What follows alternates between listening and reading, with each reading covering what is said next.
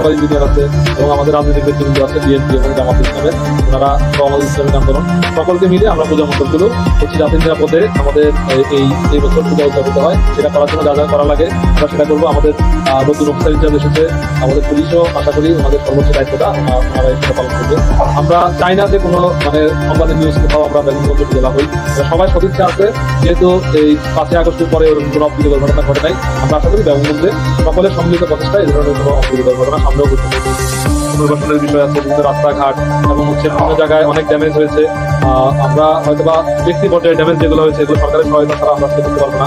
কিছু কিছু এনজিও আমাদের কাছে আসে, আমাদেরকে আমরা ইউনিয়ন গুলো ট্যাগ করে দিই যে আপনারা অমুক ইউনিয়নের কাজ করুন, অমুক ইউনিয়নের কাজ করুন। এটা আর সরকারি ভাবে যখন আসবে আমাদের কাছে যে ব্যক্তি পর্যায়ে ঘর বা অন্যান্য বিষয়গুলো যখন সরকারি ভাবে আসবে তখন আমরা অবশ্যই আপনাদের কাছে আহ্বান জানাবো যে আপনারা আমাদেরকে কোথায় বেশি ক্ষতিগ্রস্ত হয়েছে সেই তালিকা দেওয়ার জন্য বা সেটা ইয়ে করার জন্য। এর পাশাপাশি এখন যেহেতু হচ্ছে যে দীর্ঘদিন আপনার 2 মাস বা 3 মাসের মতো আমাদের স্কুল কলেজগুলো আপনারা জানেন যে বন্ধ ছিল, এখন কিছুটা হচ্ছে চালু করার একটা উপক্রম হয়েছে।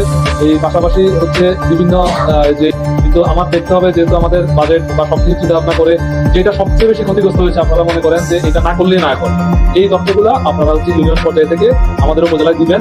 উপজেলায় দিলে আমাদের ইঞ্জিনিয়ার আছে এখানে বা আমরা সবাই আছি, আমরা একসাথে বসে যেটা জরুরি ভিত্তিতে করা দরকার সেটা আমরা উপজেলার ফান্ড থেকে হোক বা যেখান থেকে হোক বা আমরা সেখান থেকে করার জন্য যে সরকারি বিধিবিধান, যেটা সরকারি বিধিবিধান মেনে, অবশ্যই না মেনে হচ্ছে আমরা সেটা করার চেষ্টা করবো।